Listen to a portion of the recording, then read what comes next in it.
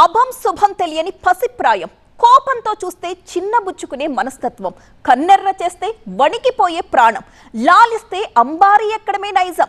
అలాంటి ఒక పసి మొగ్గని బాల్యంలోనే నలిపేశాడు ఓ కీచకుడు.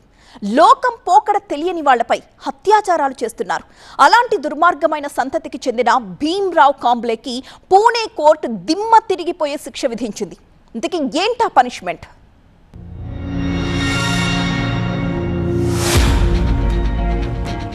భీమ్రావ్ కాంబ్లే వయసు 65 ఏళ్లు. ఇదేం చేశాడో తెలుసా? 3 ఏళ్ల చిన్నారిపై 2 సార్లు లైంగిక దాడికి దిగాడు. ఎవరికైనా చెప్తుందేమోనని బండరాయితో కొట్టి చంపేశాడు. ఇలాంటి వాణ్ణి ఏం చెయ్యాలి? సభ్య సమాజంలో ఇలాంటి చీడ పురుగులు ఉండడానికి వీల్లేదంటూ ఉరే సరని తీర్పునిచ్చింది పూణేలో ప్రత్యేక ఫాస్ట్ ట్రాక్ కోర్టు.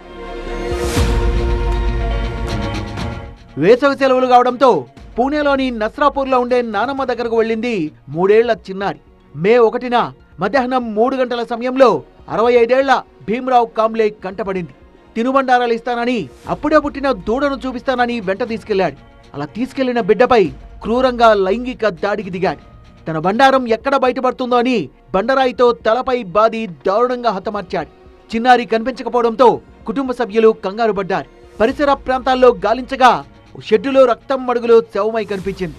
ఊహించని ఘోరంతో కన్నవాళ్లు గుండె లవిసేలా రోధించారు. న్యాయం చేయాలంటూ పోలీసులను ఆశ్రయించారు. ఘటనపై మహారాష్ట్ర వ్యాప్తంగా ఆందోళనలు మిన్నంటాయి. 15 రోజుల్లోనే దర్యాప్తు పూర్తి చేసిన పోలీసులు 1200 పేజీలతో కూడిన ఛార్జ్షీట్ దాఖలు చేశారు. నిందితుడికి ఉరిశిక్ష మాత్రమే సరైన న్యాయమని ప్రాసిక్యూషన్ కోర్టు ముందు అత్యంత బలమైన వాదనల్ని వినిపించింది. కాంబ్లే క్రూరత్వం మానవత్వానికే సిగ్గుచేటని, దీనిని అరుదైన వాటిలో అత్యంత అరుదైన కేటగిరీగా పరిగణించాలని కోరింది. నిందితుడి పైశాచికత్వానికి సంబంధించి సీసీ ఫుటేజీని కూడా న్యాయస్థానానికి సమర్పించింది.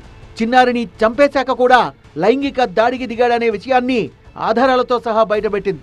భయంకరమైన వివరాల్ని కోర్టులో చదువుతున్నంతసేపు బాధితురాలి తల్లిదండ్రులు గుండెలవిసేలా రోధించిన తీరు అందరినీ కంటతడి పెట్టించింది.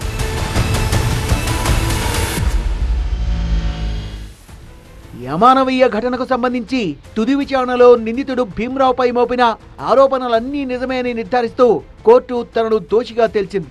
నిందితుడికి విధించబోయే శిక్షా నిబంధనల్ని న్యాయమూర్తి వివరించారు.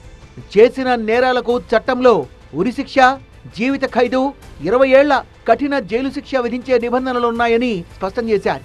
నీకు ఏ శిక్ష వేయబోతున్నామో అర్థమైందా అని భీమ్రావ్ను ప్రశ్నించగా తను నోరు మెదపకుండా మౌనంగా ఉండిపోయాడు. ప్రాసిక్యూషన్ సమర్పించిన ఆధారాలు, ఫోరెన్సిక్ రిపోర్టులు నిందితుడే నేరానికి పాల్పడ్డాడని ఎలాంటి సందేహం లేకుండా నిరూపించాయి. కాంబ్లే చేసిన అమానవీయ చర్యల్ని ఖండించిన ప్రాసిక్యూషన్ ఇది సమాజంపై జరిగిన దాడిగా పేర్కొంటూ ఉరిశిక్షే సరైందని వాదించింది. న్యాయమూర్తి సాలుంఖే తీర్పునిస్తూ కేసు సమాజంలో అత్యంత అరుదైన కోవలేకొస్తుందని అభిప్రాయపడ్డారు. నేరం రుజువైనప్పటికీ కాంబ్లేలో ఎలాంటి పశ్చాత్తాపం కానీ, మారాలనే ఆలోచన కానీ కనిపించడం లేదన్నారు. ఇలాంటి క్రూరమైన నేరానికి మరణశిక్ష మాత్రమే సరైన నిర్ణయమని న్యాయస్థానం స్పష్టం చేసింది. हा निर्णय न्यायव्यवस्थेवरील विश्वास अधिक दृढ करणारा आहे. न्यायालयाच्या या ऐतिहासिक निर्णयाचं मी मनापासून स्वागत करते. अशा क्रूर विकृतीला समाजात कोणतेही स्थान नाही. దేశవ్యాప్తంగా మహిళలు, చిన్నపిల్లలపై జరుగుతున్న లైంగిక దాడులకు ఈ తీర్పు హెచ్చరికలా మారుతుందన్నారు న్యాయ నిపుణులు. 3 अलग-अलग सेक्शंस के अंडर उसको दोषी करार देते हुए उसको तीन दफा फांसी देने की ऑर्डर किए. आज फिर से एक बार प्रूव हुआ है कि there is nobody beyond law. हम लोग विक्टिम को रिप्रेजेंट कर रहे थे, जो ओरिजिनल कंप्लेनेंट है उनको रिप्रेजेंट कर रहे थे, और आज कोर्ट ने ये अक्यूज्ड को कन्विक्शन दिया है. कन्विक्शन देके उसको 3 दफा फांसी सुनाई गई. నిందితుడు కాంబ్లే చిన్నారిపై మాత్రమే కాదు, గతంలో కూడా 2 బంధువులపై లైంగిక దాడికి దిగాడు. ఆ కేసుల్లో సరైన ఆధారాలు దొరక్క నిర్దోషిగా బయటపడ్డాడు.